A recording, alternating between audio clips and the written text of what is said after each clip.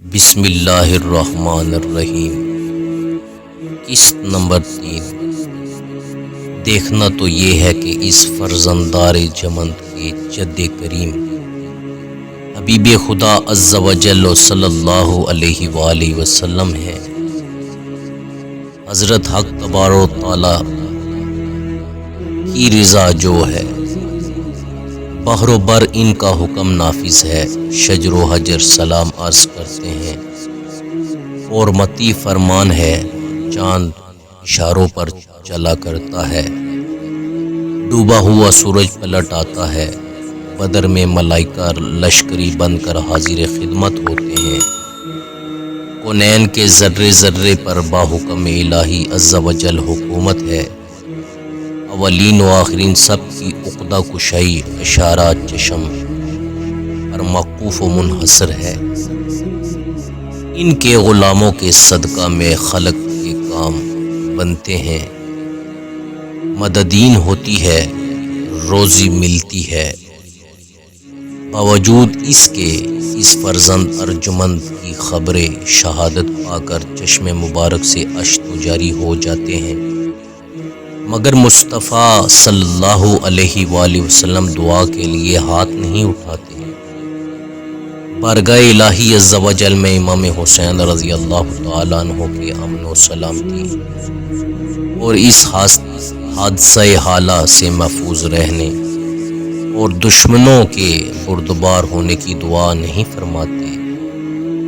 نہ علی اور مرتضیٰ رضی اللہ تعالیٰ عنہ عرض کرتے ہیں، یا رسول اللہ صلی اللہ علیہ وآلہ وسلم، اس خبر نے تو دل و جگر پارا پارا کر دیا۔ آپ صلی اللہ علیہ وسلم کے قربان بارگاہ حق میں اپنے اس فرزند کے لیے دعا فرمائیے۔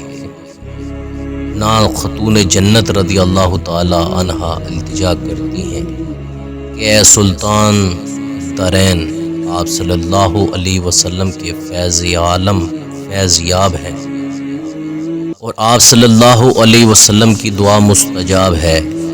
میرے اس لاڈلے کے لیے دعا فرما دیجیے۔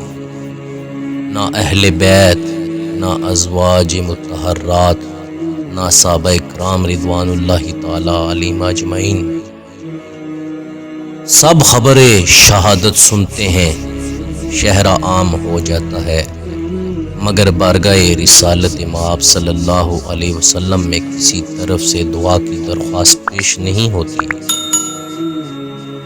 بات یہ ہے کہ مقام امتحان میں ثابت قدم درکار ہے۔